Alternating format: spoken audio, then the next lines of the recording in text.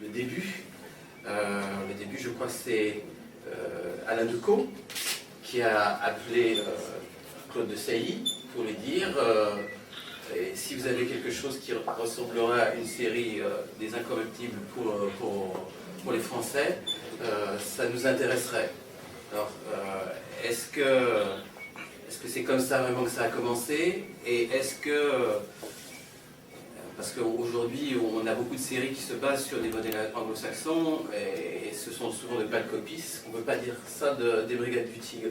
Alors, qu'est-ce qu'on peut dire là-dessus? Je pense que c'est bon. Oui, parce que je voudrais que vous me rappeliez, c'est le premier épisode daté de quelle année? 73. 73, oui. Non, mais quelle année? 1907. 1907. J'ai été nommé commissaire en 1907. Alors, c'est ça que l'année 70. C'est ça. Et tu n'avais qu'un vélo. Absolument. En fait, c'est Pierre Bellemare. C'est Pierre Bellemare, je crois qu'au départ, a envie de faire une série qui ressemblait aux séries américaines, comme les Incorruptibles. Mais c'est vrai qu'il a travaillé avec Decaux pour l'aspect historique. Et c'est un projet qui est vite parti dans les archives parce que c'était trop difficile à faire en réalité en France. Et puis quelques années plus tard, il a eu l'opportunité de travailler avec une autre maison de production qui elle s'intéressait justement, je pense aussi à l'aspect historique des séries françaises.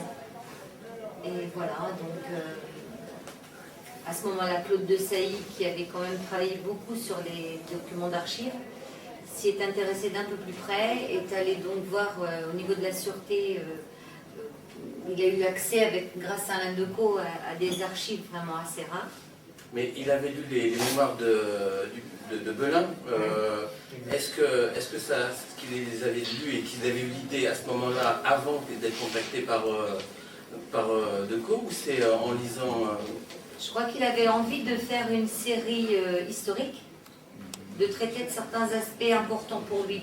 Je pense qu'en fait, c'était le fait qu'il retrouve dans les archives de 1907-1908 des thématiques qui étaient également mises à ce moment-là en exergue dans les années 70. Je pense qu'il y avait des thèmes récurrents qui avaient été abordés au début du siècle, mais qui n'avaient pas été réellement... même plus tôt que ça, je dirais. Dans les années 50-60, déjà, il s'était intéressé à ces thèmes-là. Que ce soit les droits de l'homme, les droits de la femme, la sécurité, les troubles dans certains pays. Je pense que c'était déjà 50 ans après les brigades, ça existait encore. Il y a travaillé, mais il n'a mis en fait les dossiers, les épisodes, peut-être qu'on les connaît après, mais qu'une vingtaine d'années après. Mais je crois qu'il s'y intéressait depuis les années 50 en fait.